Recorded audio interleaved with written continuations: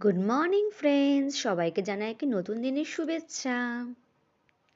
আর দেখো সকাল সকাল আমাদের বাড়িতে কি চলে এসেছে। আমাদের কাছে চলে এসেছে লাভ বার্ডস। না গো, এটা আমাদের নয়, এটা একজন দু একদিনের জন্য রাখতে দিয়েছে আমাদের কাছে। আর ওরা এসে কি ভয় পাচ্ছে দেখো। আর আমার ছেলের এত পছন্দ হয়েছে, ওদের সাথে খেলছে, গল্প করছে, বলছে মা ওরা আমাকে ডাকছে। আর এদিকে দেখো আমি এখানে 7-8 কেজি মতন মটর আছে, ঘুগনি মটর। সেগুলো একটু পোকা ধরেছে, তো এগুলো রোদে দেওয়া হয়েছে দেখো। এগুলো আমি রোদে দিয়ে দিয়েছি সকাল সকাল, কেন রোদটা বেশ ভালোই ছিল।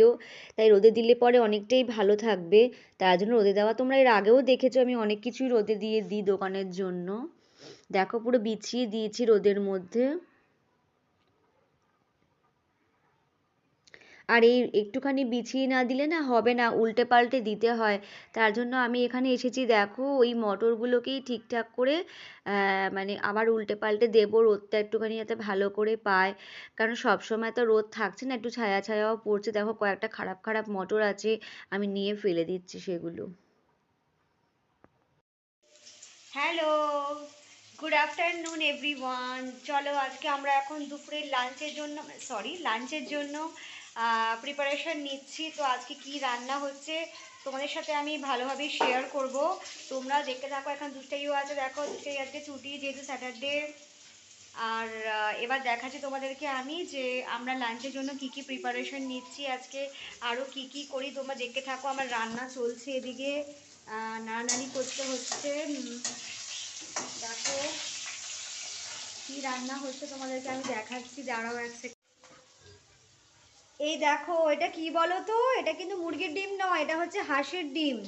আজকে ওরা বায়না করলো যে হাঁসের ডিম খাবে, তো আজকে হাঁসের ডিম রান্না হচ্ছে। এই দেখো, তার রাখা হচ্ছে পেঁয়াজ, আদা রসুন পেস্ট করেছি সামান্য অল্প করে। আর আলুটা দেখো আমি দিয়েও দিয়েছি এখানটা। দেখো আমি আলুটা ভাজছি, ভাজতে ভাজতে তোমাদের সাথে কথা বলছি আমি। আর দেখো আমি অনেকদিন তো এখানে খাওয়া হাঁসের হয় না, ডিমের ঝোল তো রান্না করতে আজকে শুরু বললো করে যে দিয়েছি, আলুগুলো ভেজে আজকে একটু নিয়েছি হাঁসের আমি ডিম দেখো। খাওয়া হোক।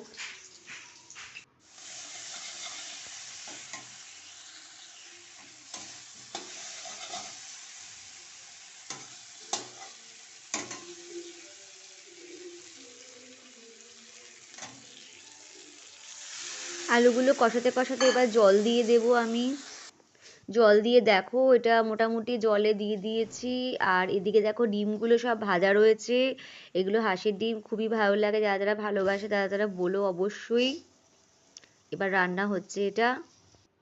আর এটা দেখো, এটা কি বলো তো, এটা হচ্ছে আমাদের গাছের উচ্ছে। তোমাদের দেখিয়েছিলাম না আমি যে উচ্ছে গাছে উচ্ছে হয়েছে। এই সে দেখো কত, দুই একটা বেশ বড় বড় হয়েছে, কয়েকটা ছোট ছোট হয়েছে। তো এগুলো ভাবছি আজকে একটু ভাজা করব। ভাজা ছাড়া আর কি খাবে আমাদের বাড়িতে এখন। তো দেখো আমি এগুলো উচ্ছে কাটছি, পটল কাটছি, অনেক কিছু করছি। দেখো উচ্ছে আলু ভাজা করব, কারণ সেদ্ধটা করব না, ভাজাই করব।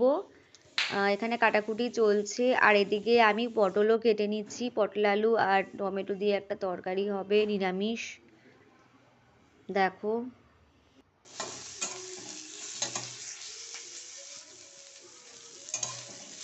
দেখো এখানে ভাজা হচ্ছে উচ্ছে আলু ভাজা, আমাদের বাড়ির গাছের উচ্ছে। এটা বলেছিলাম তোমাদের, আগেই আমি বলেছি সেটা। ভাজা হচ্ছে উচ্ছে আলু ভাজা, তার সঙ্গে কাঁচা লঙ্কা। আর এদিকে দেখো আমি কেটে রেখেছি পটল আলু আর টমেটো, নিরামিষ তরকারি। আর ডিমের ঝোল তো তোমরা মনে হয় দেখেছো। এই ধনেপাতাটা রেখে দিয়ে আসি ফ্রিজে, যত্ন করে রাখতে হবে কয়েকদিন রাখার জন্য। আর এই যে ডিমের ঝোল দেখো, হাঁসের ডিমের ঝোল। চলো ব্যাক টু দ্য প্যাভিলিয়ন।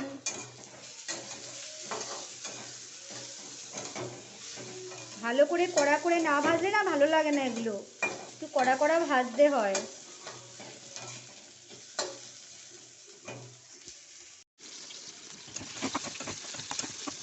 আর দেখো আমি এখানে আলু পটলের একটা প্রিপারেশন বানিয়ে নিয়েছি, তার মধ্যে মশলা দিয়ে একটুখানি সিম্পল ওয়েতেই আলু পটলের তরকারি করেছি। দেখো এই দেখো আলু পটলের তরকারি মোটামুটি রেডি হয়ে গেছে। ওদিকে তোমরা দেখলে ভাত ফুটছে, ভাতও রেডি হয়ে গেছে। মোটামুটি দুপুরের লাঞ্চ আমাদের এবেলার মতন কমপ্লিট। এখন আমাকে একটু কারণে ছাদে যেতে হবে, সেটা হচ্ছে দেখো এই যে লেফট ওভার জলগুলো কিছু রয়ে গেছে, সেগুলো কি করব দেখো। এই গাছটা একজন আমাদের দিয়ে গেছে জানো, এই গাছের চারাটা তো কি হবে জানি না।